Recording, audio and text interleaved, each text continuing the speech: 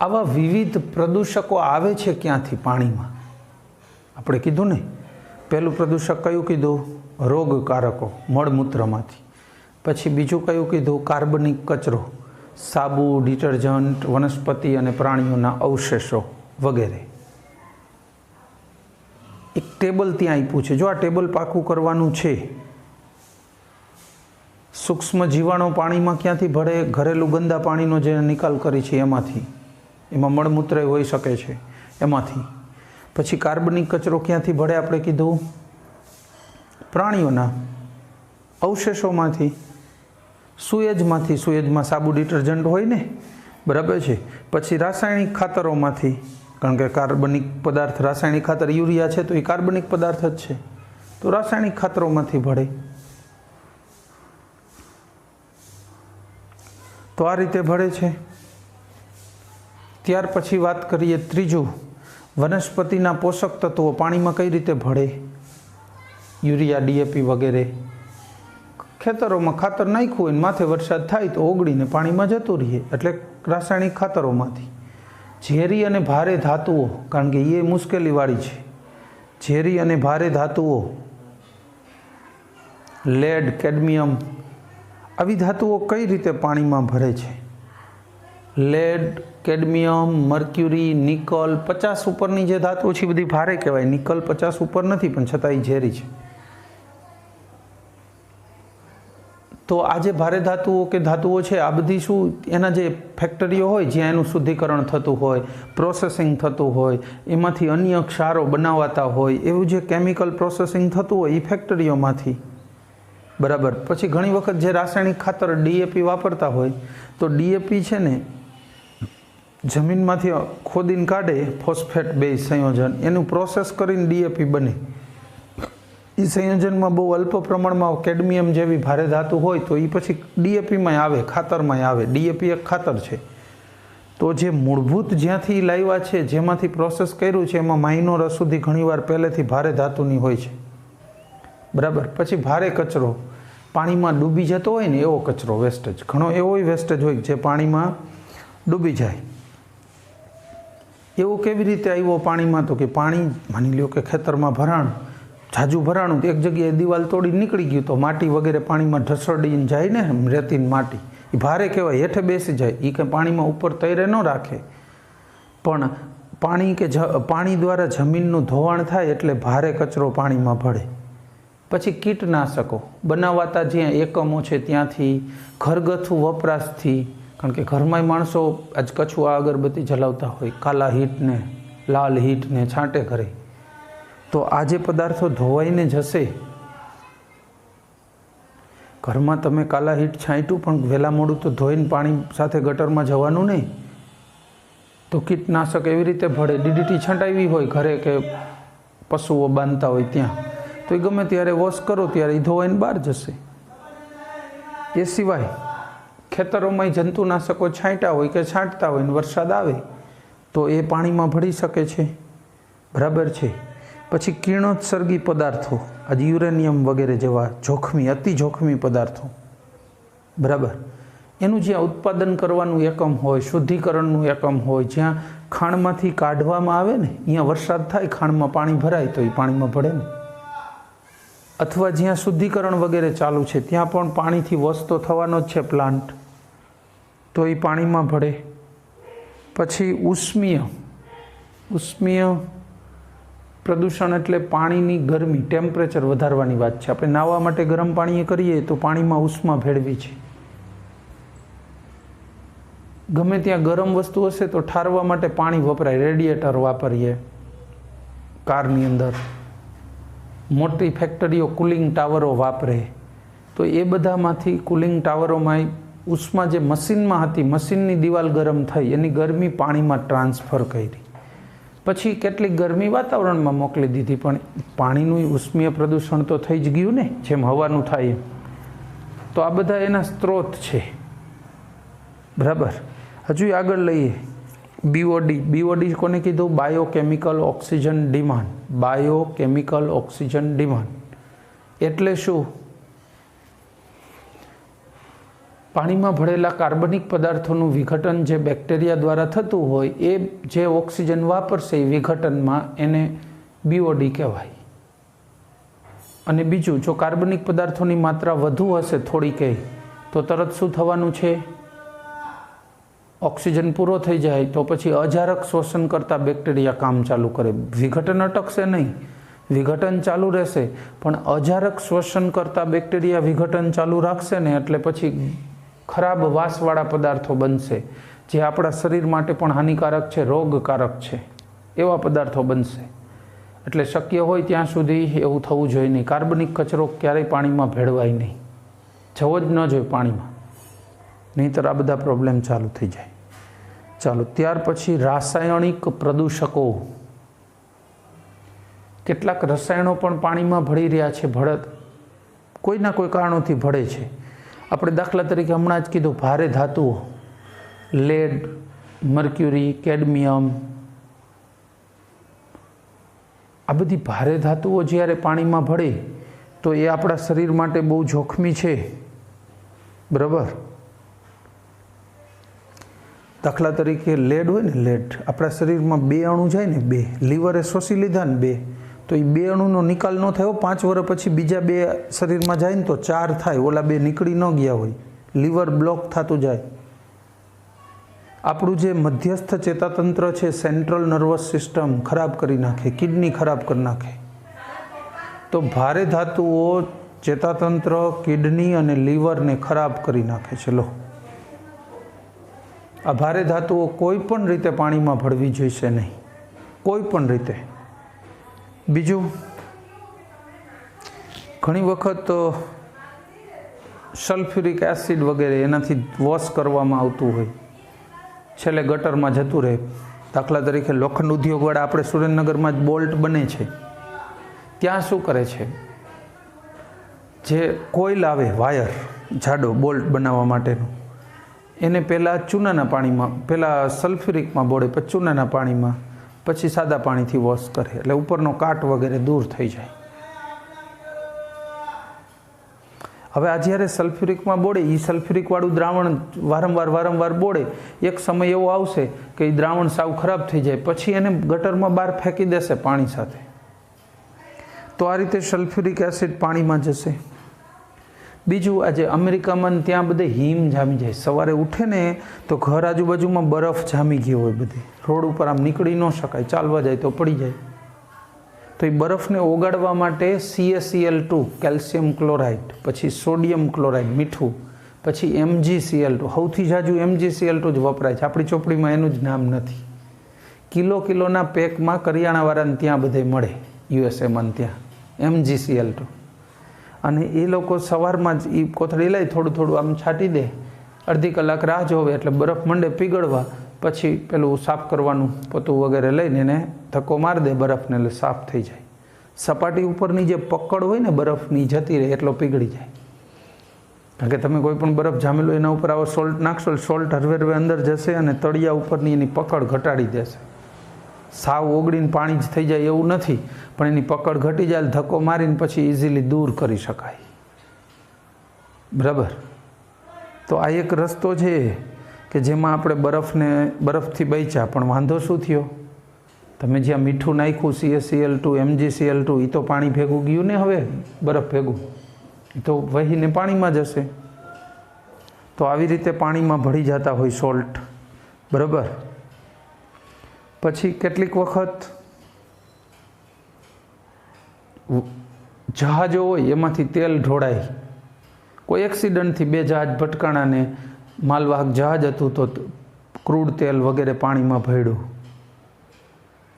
અને કોઈ પણ જહાજ પોતાને ચલાવવા માટે તો એની અંદર ફ્યુલ હોય જ ને, એ ઘણું હોય, 40-50 હજાર લીટર મિનિમમ, એટલે એ પણ નુકસાન તો કરશે જ પાણીમાં. પછી PCB, પોલીક્લોરિનેટેડ બાયફિનાઇલ, આના સંયોજનો છે ને સર્ફેક્ટન્ટ તરીકે સારા ચાલે સપાટીને ક્લીન કરવામાં. એટલે સાબુ, ડિટર્જન્ટ વગેરેમાં PCB હોય છે ને એ છેલ્લે પાણીમાં જ ભળે છે, જે કેન્સરજનક પણ છે. PCBના સંયોજનો કેન્સરજનક છે. બરાબર છે? અત્યારે આપણે ડિટર્જન્ટ વાપરી છીએ બે પ્રકારના આવે, જૈવ વિઘટનીય અને જૈવ અવિઘટનીય. આપણે હાલો ને સારી ક્વોલિટીના બધા જ ડિટર્જન્ટ વાપરીએ તો એ જૈવ વિઘટનીય જ છે એમ માની લઈએ, વાપરી છીએ બધા જૈવ વિઘટનીય. તો પણ શું થાય, ડિટર્જન્ટ પાણીમાં ગયો એનું વિઘટન જૈવ દ્વારા એટલે બેક્ટેરિયા દ્વારા થશે, પણ એ વિઘટન દરમિયાન એ ઓક્સિજન નહીં વાપરે પાણીમાં ઓગળેલો. એ વાપરશે તો પાણીમાં ઓક્સિજન ઘટી જશે ને, બેક્ટેરિયા વધી જશે પાણીમાં, પણ એની સામે ઓક્સિજન ઘટે તો માછલીઓને અન્ય સજીવોને તકલીફ થશે. બરાબર. બીજું, આવો કાર્બનિક કચરો છે કાંઈ છે, પછી એ ડિટર્જન્ટના રૂપમાં જતો હોય કે અન્ય રૂપે, પણ કાર્બનિક પદાર્થો છે ને એ વનસ્પતિનો ખોરાક છે. પાછો સડે એટલે વનસ્પતિને ઉપયોગી દ્રવ્યો બને, તો વનસ્પતિ વધે અથવા લીલનું પ્રમાણ વધી જાય. લીલનો ખોરાક છે એ બેક્ટેરિયા જે આ પદાર્થોનું વિઘટન કરીને જે ઉત્પન્ન કરે છે ને એ અણુઓ, એટલે લીલ આખી સપાટી ઉપર મંડે છવાવા. અંદરની માછલીઓને હવે જે સપાટી ઉપરથી ઓક્સિજન ભળતો હતો પાણીમાં વાતાવરણમાંથી એ બંધ થઈ ગયો. અંદરથી બને તો ભલે, અને કવર ઉપર થઈ ગયો એટલે અંદરની વનસ્પતિઓએ પ્રકાશ સંશ્લેષણ બરાબર કરી શકતી નથી, એટલે એમ ઓક્સિજન બને નહીં. હવે ઓક્સિજનની માત્રા જેમ ઘટતી ગઈ એમ સજીવો મરી ગયા, હવે માત્ર લીલ જ જોવા મળે પાણીમાં. અથવા ઘણીવાર વનસ્પતિઓ વધી જાય, વેલાવાળી ને એવી પાંદડાવાળી કવર કરી દે આખી સપાટી, તો વનસ્પતિઓનું પ્રમાણ વધી જાય. પણ વનસ્પતિ એટલી બધી વધી જાય, મેં તમને ઉદાહરણ આપ્યું જ હતું મુંજસર તળાવ વિરમગામનું. વનસ્પતિઓના પાંદડા જેટલા બધા સપાટી ઉપર વધી ગયા અને કવર કરી લીધી સપાટીને, કે અંદર તો સૂર્યપ્રકાશ વડે પ્રકાશ સંશ્લેષણ નથી થતું, ઓક્સિજન સાવ ઘટી ગયો, બધા સજીવો મરી ગયા. તો જ્યારે અમુક પ્રજાતિઓ નાશ પામે આખી અને અમુક પ્રજાતિઓનું પ્રમાણ વધી જાય, એવા અનબેલેન્સ અવસ્થાને યુટ્રોફિકેશન કહેવાય. યુટ્રોફિકેશન મેં આગલી વખતે સમજાવેલ, તો આને યુટ્રોફિકેશન કહેવાય. બીજું, પાણીમાં ઘણીવાર તમે જોયું ને લાકડાનો ટુકડો નાખો, 6-12 મહિના 8 મહિના પડ્યો રહેશે ને પછી એની ફરતે નાના નાના બ્લૂમ જોવા મળશે, નાના નાના બબલ્સ ટુકડાની ફરતે. એ શું જ ખબર છે, બેક્ટેરિયાએ એનું વિઘટન કર્યું, પણ હવે ઝારક શ્વસનવાળા બેક્ટેરિયા, ઓક્સિજનવાળા બેક્ટેરિયા તો પતી ગયા. અજારક શ્વસનવાળા જ્યારે વિઘટન ચાલુ કરે ને ત્યારે આવા બ્લૂમની માત્રા ખૂબ વધે. એ જે વાસવાળા પદાર્થો જે બનાવે છે એ બધા બ્લૂમ, વોટર બ્લૂમ કહેવાય, પુષ્પકુંજ, વોટર બ્લૂમ ઇંગ્લિશમાં. નાના નાના બબલ્સ રૂપે એ લાકડા ફરતાય થઈ જાય. જેવું કોઈક પાણીને સહેજ હલાવે કે એ લાકડાને આમ ઉપર લે ને તો એ બ્લૂમ બધા બહાર આવે, અને એ બહુ દુર્ગંધવાળા પદાર્થો, એટલે પાણી વાસ મારે. ટૂંકમાં પાણીની અંદર આવા કાર્બનિક પદાર્થો હોય ને એટલે એમના આપોઆપ વાસ ઓછી આવે, પણ એને જો કોઈ પાણીને હલાવે કે ડગાવે ને એટલે વાસ બહુ વધે. કારણ કે આ જે બ્લૂમ છે ને બધા ખરાબ વાસવાળા પદાર્થો વાયુ રૂપે બધા બહાર આવે તો એને પુષ્પકુંજ કહેવાય. ટૂંકમાં અજારક શ્વસન કરતા બેક્ટેરિયાઓ વાયુરૂપ રીતે જે પદાર્થો ઉત્પન્ન કરે છે એ બધા કોઈના કોઈ સપાટી મળતા એના ઉપર બ્લૂમ અથવા તો બબલ્સ રૂપે રહી જાય છે, અને એને વોટર બ્લૂમ કહેવાય, પુષ્પકુંજ. આવા પુષ્પકુંજોથી શું થાય તો કે જ્યારે એ બહાર આવે એટલે દુર્ગંધ આપે. બરાબર છે. તો આ વાત આપણે શેની કહી રહી? પાણીના પ્રદૂષણની. એના સ્ત્રોત વિશે વાતો કરી, જુદી જુદી જગ્યાએથી ભળે છે, બધી વાતો કરી. અને એટલું ઇઝી છે કે કદાચ મેં કંઈ જ ન કીધું હોય ને તમે આખું વાંચો ને તો બી ઘણું બધું સમજાઈ જાય. બહુ ઓછી વિગત એવી છે કે બિલકુલ ન સમજાયું હોય તો પણ પૂછવી પડે એવી બહુ ઓછી વિગતો છે. ચેપ્ટર બહુ ઇઝી છે. તમે આગલું જો 4થું ચેપ્ટર ભણ્યા પહેલાં સેમનું, એના કરતાં આ ચેપ્ટરમાં ખૂબ મજા આવી હશે. જાણકારી વધુ મળે અને પાછું બહુ વજન, મગજને બહુ ભાર દીધા વગર. સારી વાત છે. ત્યાર પછી વાત કરીએ પીવાના પાણીના આંતરરાષ્ટ્રીય ધોરણો. WHO વર્લ્ડ હેલ્થ ઓર્ગેનાઇઝેશને ધોરણો નક્કી કર્યા છે. એ તો બહુ કડક છે. આપણે બુકમાં જે આપ્યા છે એના નથી, WHOના નથી. ભારતની અંદર 2 સંસ્થા છે, ICMR Indian council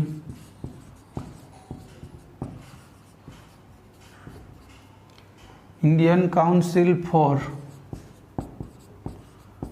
medical research અને બીજી મેઇન સંસ્થા છે BIS,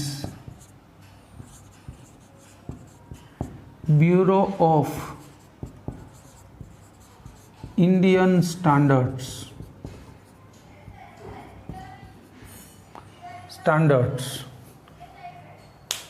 ભારતમાં જે કોઈ સ્ટાન્ડર્ડ વસ્તુઓનું નક્કી કરવાનું થતું હોય તો એ આ BIS સંસ્થા કરે છે ને, અથવા ICMR. આ બે દ્વારા પીવાના પાણીનો જે ધોરણો આપવા જોઈએ એ આપણને આમાં સમજાવ્યા છે અહીંયા. આના નથી, WHO ના નથી, એ તો આના કરતાં ટાઈટ છે બહુ. આમાં જે કાંઈ ધારાધોરણો આપ્યા છે એના કરતાં થોડા લૂઝ, WHO કરતાં થોડુંક લેટ ગો કરી દીધું અને બનાવ્યા છે થોડાક એ રીતે. જોઈએ પહેલું જ ફ્લોરાઇડ. પીવાના પાણીમાં ફ્લોરાઇડ 1 ppm હોવું જોઈએ. બરાબર છે? શું કામ એટલું હોવું જોઈએ? તો કે આપણા જે દાંતની ઉપરનું આવરણ છે ને, ઇનેમલ, દાંતની ઉપરનું આવરણ, એ આવરણ શેનું બનેલું હોય? એપેટાઇટનું, હાઇડ્રોક્સી એપેટાઇટનું આવરણ બને.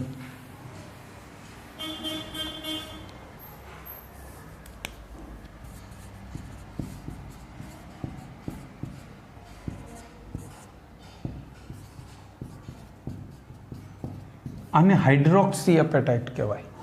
પણ આ પ્રમાણમાં નબળું હોય, આ બહુ મજબૂત ન રહી શકે. પણ જો પીવાના પાણીમાં ફ્લોરાઇડ આવે ને તો ફ્લોર એપેટાઇટ બની જાય.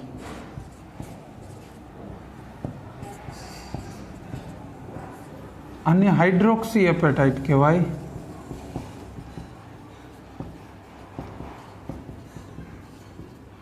અને આ ફ્લોર એપેટાઇટ છે. સૂત્રો ખાસ યાદ રાખજો.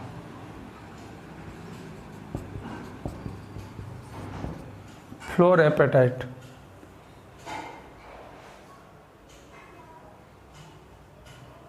આ તગડાથી ખાલી આટલું જ ગુણ્યું છે, આ નહીં. બરાબર છે? આટલું જ ગુણ્યું છે. અને કદાચ આમ લખવું હોય તો એ લખી શકો Ca9PO4 6 CaF2 ચાલશે. આમ લખો તોય. આ બે એક જ છે, ફ્લોર એપેટાઇટ. આ ફ્લોર એપેટાઇટ બને ને તો એ બહુ મજબૂત છે, પણ આના કરતાં એ દાંત તૂટે નહીં, ખરે નહીં કટકીઓ, ગમે એવી કઠણ વસ્તુ કોશિશ કરો કાપવાની તોય. એટલે પીવાના પાણીમાં ફ્લોરાઇડ કેટલું હોવું જોઈએ? 1 ppm. જો આનાથી ઓછું હશે તો પછી આ હાઇડ્રોક્સી એપેટાઇટ રહેશે, દાંત નબળા રહેશે. એટલે ઘણી વખત શું હોય, પીવાના પાણીમાં જો ફ્લોરાઇડ ના હોય ને તો દ્રાવ્ય ફ્લોરાઇડ રૂપે ઉમેરીને 1 ppm લઈ જવું જોઈએ ધારાધોરણો મુજબ. હવે આ માત્રા વધી જાય, માની લ્યો કે 1 ppm ને બદલે 2 ppm થઈ જાય, ડબલ થઈ ગઈ માત્રા. દાંત ઉપર કથ્થાઈ લીટા જોવા મળે. તમાકુ ખાતા હોય ને નીચેના દાંતમાં ફ્લોરાઇડ વધે ત્યારે મોટા ભાગે ઉપરના દાંતમાં કથ્થાઈ લીટા જોવા મળે છે. મેં તમને ઉદાહરણ આપ્યું તો પ્રથુગઢ ગામ છે, સુરેન્દ્રનગરથી ધાંગધ્રાની વચ્ચે સાઈડમાં આવ્યું છે. પ્રથુગઢમાં દાંત ઉપર કથ્થાઈ લીટા જોવા મળે છે. ત્યાંની મોટા ભાગની વસ્તીમાં સતવારાની બધી વસ્તી છે અને એમાં બધે દાંત ઉપર કથ્થાઈ લીટા જોવા મળે છે. બરાબર? આ પ્રોબ્લેમ કથ્થાઈ લીટાનો. એટલે આપણે હંમેશા ફ્લોરાઇડનું પ્રમાણ પાણીમાં મેન્ટેન રહેવું જોઈએ. બીજું, હજી 2 ppmથી ને વધ્યું, માની લો કે ટ્રાયલ લીધી 10 ppm જોવા મળ્યું રાજસ્થાનના કેટલાક એરિયામાં. 10 ppm જેટલું જો એટલું બધું પ્રમાણ થઈ જાય તો પછી હાડકાં અને દાંત સાવ નબળા પડી જાય. હાડકાં અને દાંત છિદ્રાળુ બની જાય.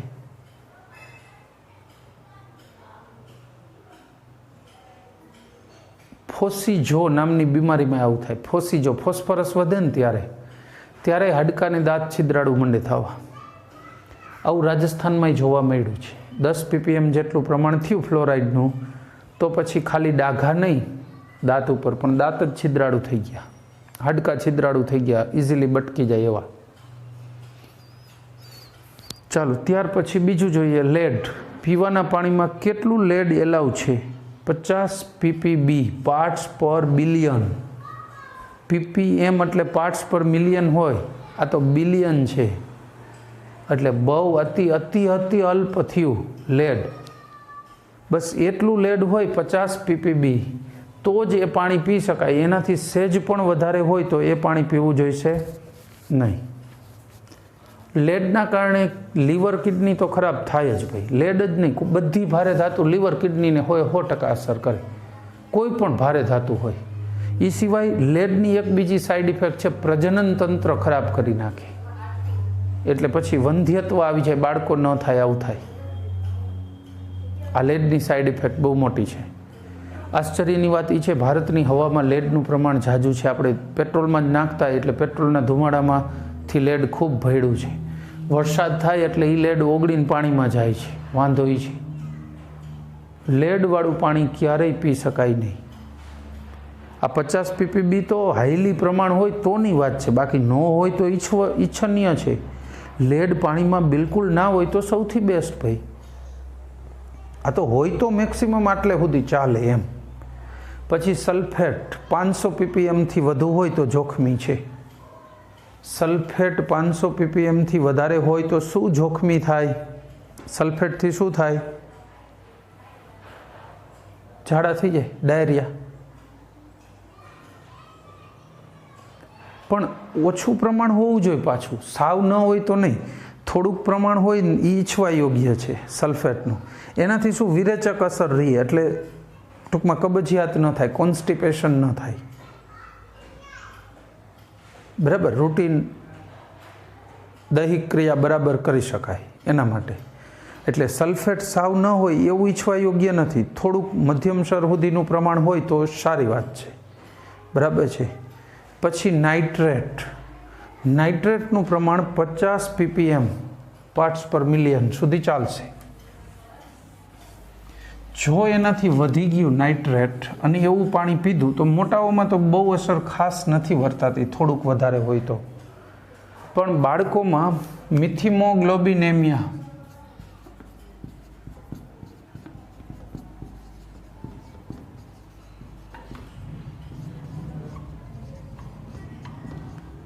બ્લુ બેબી નામનો રોગ થાય છે.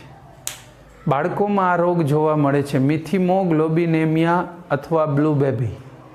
આ રોગ મેં શું કીધું, મોટાઓમાં વડીલોમાં જોવા મળતો નથી. મોટી ઉંમરના માણસોમાં આવો રોગ નથી થતો, બાળકોમાં થાય. આ રોગમાં થાય શું? આપણી જે આ નસ હોય ને બધી અહીંથી સ્પષ્ટ દેખાશે. નસ તો આખા શરીરમાં હોય, વેન. તો એ વેનને જુઓ ને તમે, અહીંયા લોહી જતું હોય ને, એ બ્લુ કલરની દેખાય, બ્લુ કલર દેખાય, એટલે એને બ્લુ બેબી કહેવાય. તમારામ નહીં, તમે ક્યાં બાળકમાં આવો છો, હવે તમે મોટા થઈ ગયા, યાદ રાખો. જોવા ન માંડો, ફાંફા મારે તરત જોવાનું ટ્રાય કરી નહીં. બાળકોની વાત છે, નાના 10 વર્ષ સુધીના બાળકો, તો એમાં મિથિમોગ્લોબિનેમિયા આવો રોગ થઈ શકે છે. જો નાઇટ્રેટનું પ્રમાણ વધી જાય તો આ પ્રોબ્લેમ થાય. બરાબર. બાકી થોડાક મોટી ઉંમર હોય તો એને કાંઈ બીજો વાંધો આવતો નથી. થોડુંક વધી જાય તો, પછી વધારે વધે તો શું થશે એ તો અંદાજ કરવો મુશ્કેલ હોય છે. અતિશય વધે તો ગમે એ થઈ શકે એમ. ચાલો, નાઇટ્રેટ પછી અન્ય ધાતુઓ કઈ કેટલી હોવી જોઈશે ધાતુઓ, એટલે ક્યાં સુધી એલાઉડ છે એના માટે વાત કરીએ. ધાતુઓ માટે Fe 0.2 ppm, manganese 0.05, aluminium 0.2, copper 3, ઝીંક 5 ppm અને કેડમિયમ 0.005. બરાબર છે. જેનું જોખમ, મેંગેનીઝ કેડમિયમ વધુ જોખમી છે, એટલે જો એનું બહુ ઓછું પ્રમાણ જ ઈચ્છવા યોગ્ય છે પાણીમાં, ન હોય તો વધુ સારું. બરાબર. આટલી સુધી ધાતુઓ હોય તો વાંધો નથી. પણ ઘણી વખત શું થાય પ્રોબ્લેમ, કે આજ લોખંડની પાઇપલાઇન હોય, એમાં થઈને પાણીનો ટાંકો ભરાતો હોય, ત્યાંથી પાછું આખા સિટીને સપ્લાય થતો હોય.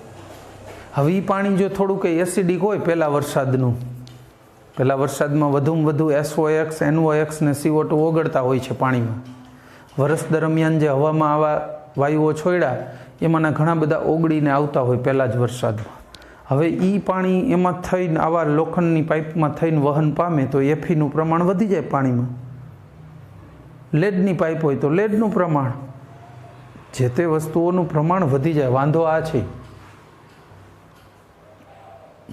બહુ ટાઈમ પહેલાં મોટર હોય ને, મોટર પાણી ચડાવવા માટે તો મોટર જ વાપરશે કોઈ પણ.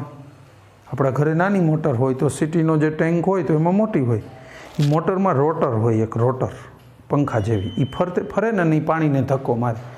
એ રોટર અનબેલેન્સ હોય ને તો શું થાય, મોટર ખરાબ થઈ જાય વારે ઘડી. એટલે એને બેલેન્સ કરે કેવી રીતે, રોટરને જોવે ફેરવે, જે બાજુએ વજન વધારે હોય તો સામેની સાઈડ લેડનું ટપકું મૂકે, થોડોક લેડ ચોંટાડે ગરમ કરી, વજન બેલેન્સ કરી નાખે.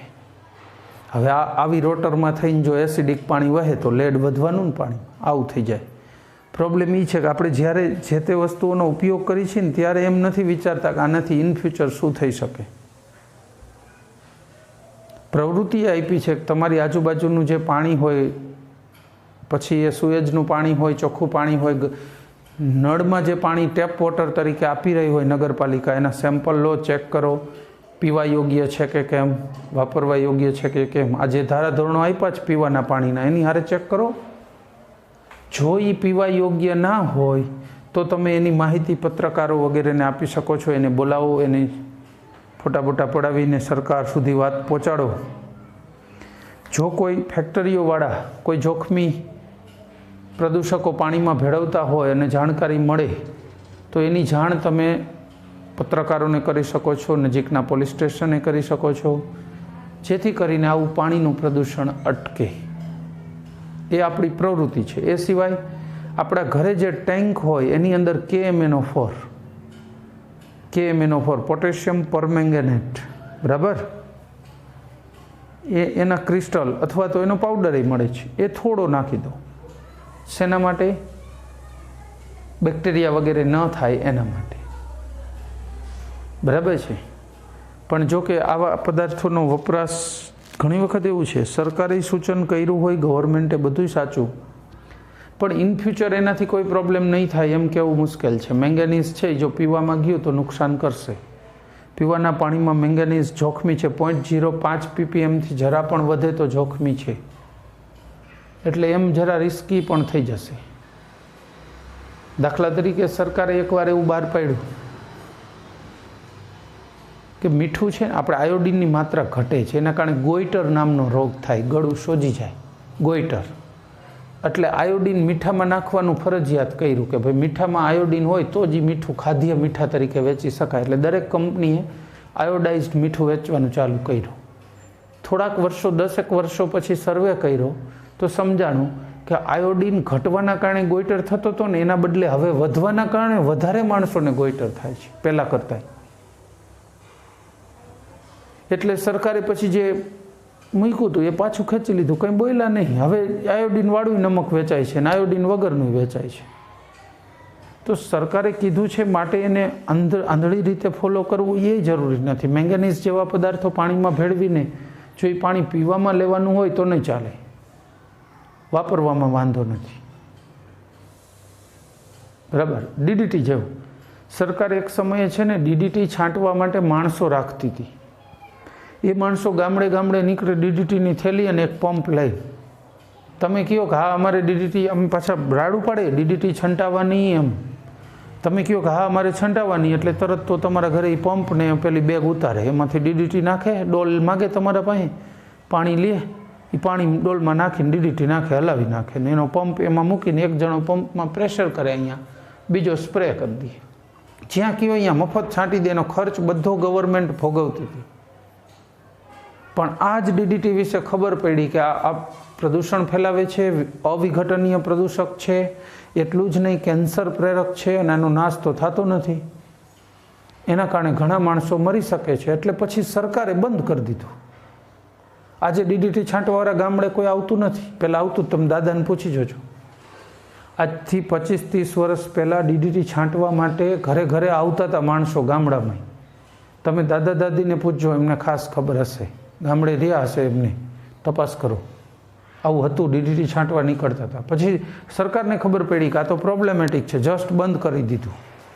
એટલે સરકારે કીધું છે કે ભાઈ ના, KMNO4 પાણીમાં નાખો એટલે નાખી દેવાનું એવું નથી. આપણે વિચારવાનું કે આનાથી બીજો કોઈ પ્રોબ્લેમ થઈ શકવાના ચાન્સ ખરા.